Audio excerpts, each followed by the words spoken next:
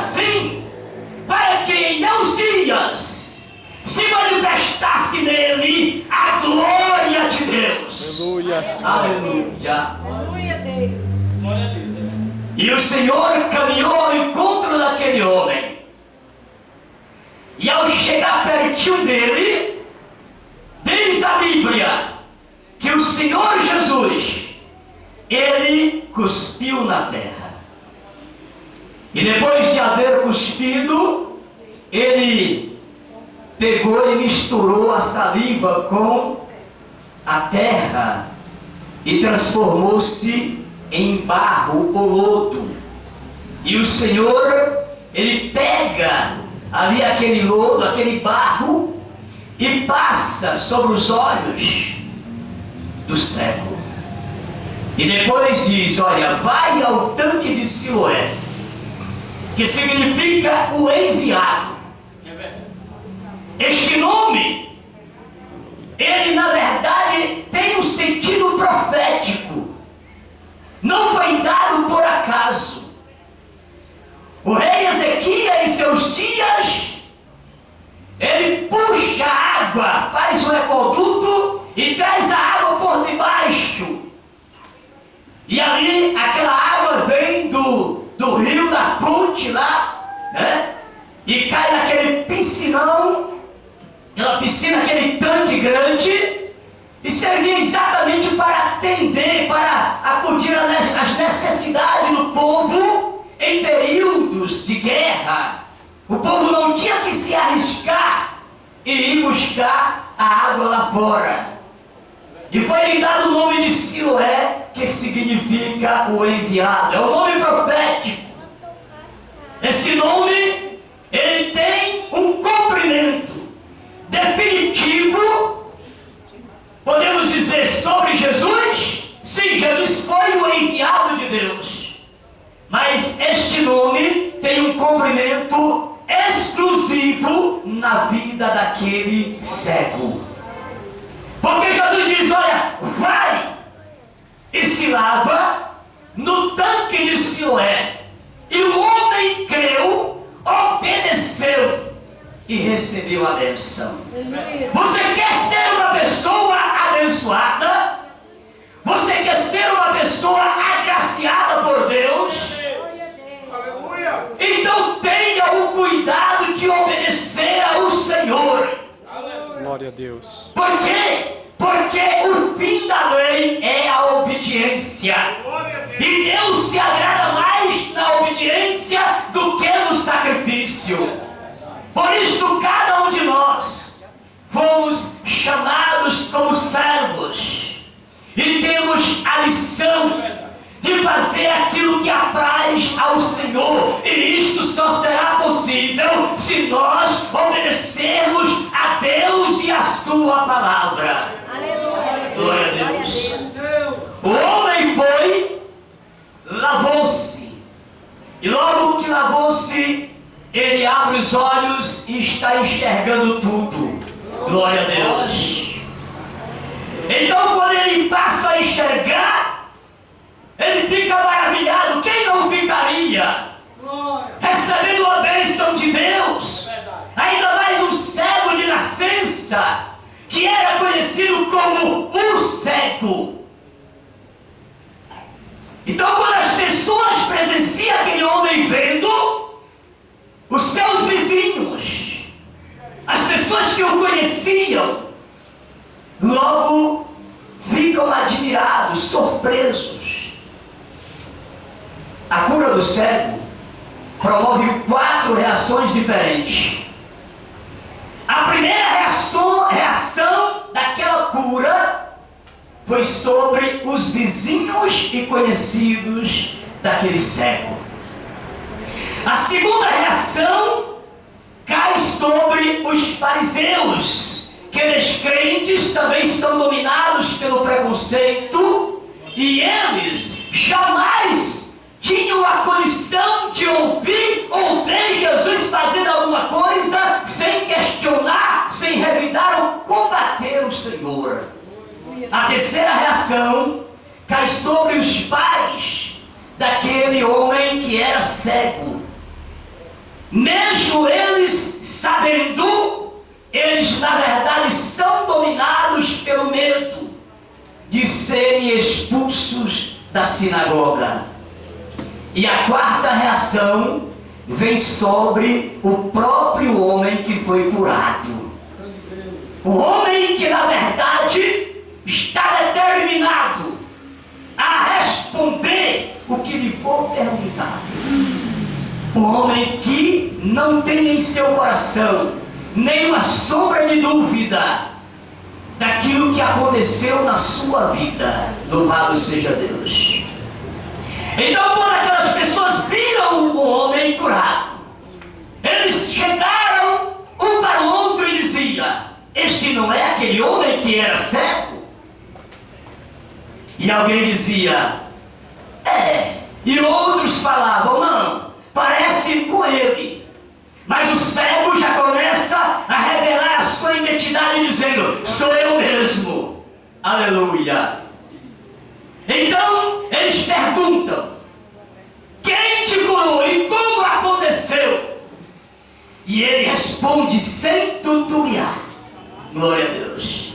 Ele diz: olha, o homem, não um homem, mas o homem chamado Jesus, ele fez lodo, e com aquele lodo ele passou nos meus olhos, mandou que eu fosse ao tanque me lavar. Eu obedeci, me lavei e passei a enxergar. Louvado seja Deus. Yes. Glória a Deus. Aleluia. Aquelas pessoas, ouvindo isto, eles não se contentavam, não conseguiam aceitar, estavam surpresos.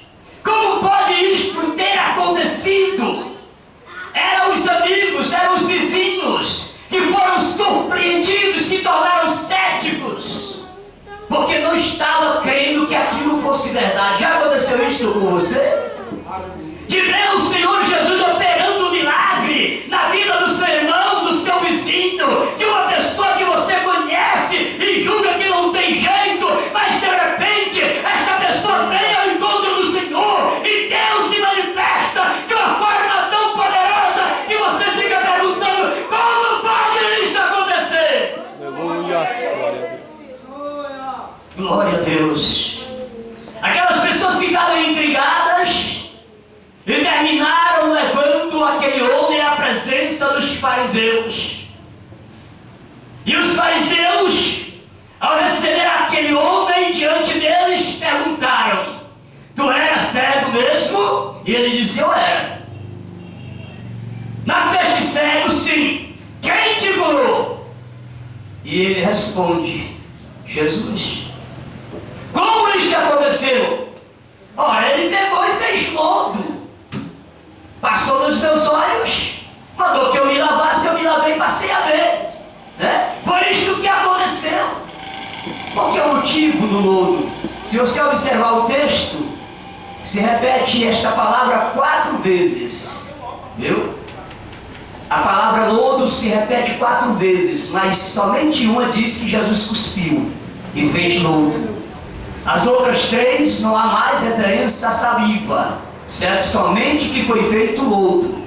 Glória a Deus. Por que esta palavra se repete 4 vezes? Por que Jesus teve que fazer lodo? Se em outros casos não houve necessidade disto. Glória a Deus. A questão é simples, era um dia de sábado. Não era permitido ninguém trabalhar, certo? Então o Senhor Jesus, ele cuspiu no chão e fez lodo. Mas diante dos amigos e vizinhos daquele homem que foi curado, diante dos fariseus, não há referência de que Jesus cuspiu, mas apenas que o Senhor fez lodo, amassou o barro. Isto leva os fariseus a dizer: este homem não é de Deus, porque ele não guarda o sábado. Ou seja, este homem não é de Deus porque ele está realmente exercendo uma atividade de trabalho no sábado. Por isto, ele não é de Deus. Então este barrinho que o Senhor fez, algumas gramas, leva exatamente aqueles a questionar. E isto porque era um sábado, e no sábado não era realmente lícito trabalhar. E Jesus amassou o barro e fez exatamente ali lodo e passou os olhos do céu. Glória a Deus.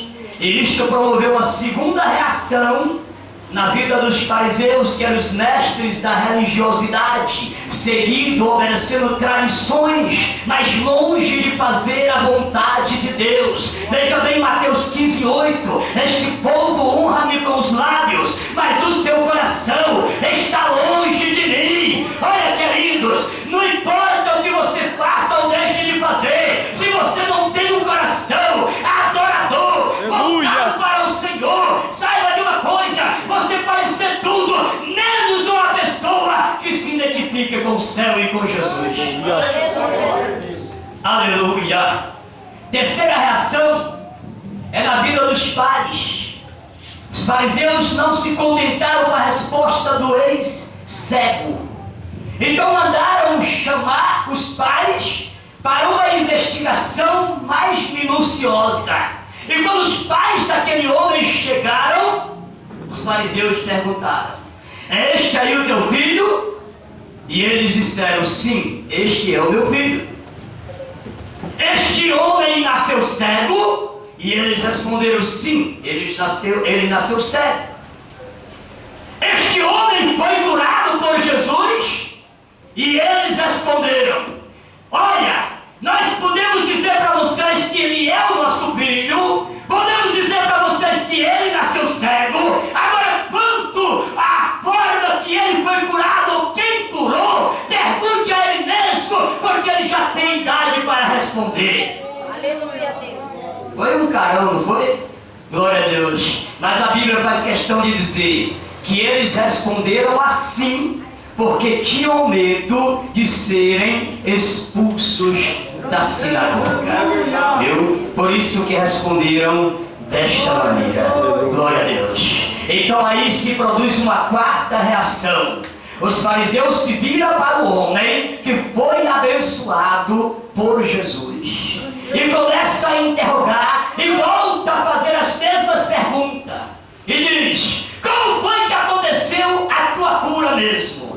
E aquele homem olha para ele já irritado e diz: eu já vos disse uma vez, por que quereis que eu vos repita outra vez? E começa ali, irmãos, a dar uma lição naqueles homens, a ponto deles se irritarem. E eles perguntam: o que é este homem para ti? E ele responde: ele é o profeta. Glória a Deus. Ele é o profeta. E de repente ele já envolve os fariseus ali numa mensagem, e aqueles homens percebem que na verdade estão prestes a ceder aquela mensagem daquele homem que era cego. E para isto não acontecer, revoltados, eles expulsam aquele homem de sua presença. Aí, quando eles expulsam, Jesus se manifesta a ele. Glória a Deus. Olha, na vida do crente acontecem muitas coisas. E no meio da igreja tem aquelas pessoas que, por amor ao nome de Jesus, sofrem pressões variadas. Mas já pensou ser expulso da família, ou não gozar da compreensão do esposo, da esposa, do pai ou da mãe, em consequência da sua fé no Senhor Jesus? Isso é por demais dolorido e angustiante. Mas sabe o que é que nos consola? É o que a Bíblia diz: ainda que o teu pai e a tua mãe, que te amamentou no seu seio, venha a te desprezar, venha a te abandonar, a te excluir, eu, o Senhor, jamais eu te abandonarei. Aleluia. Aquele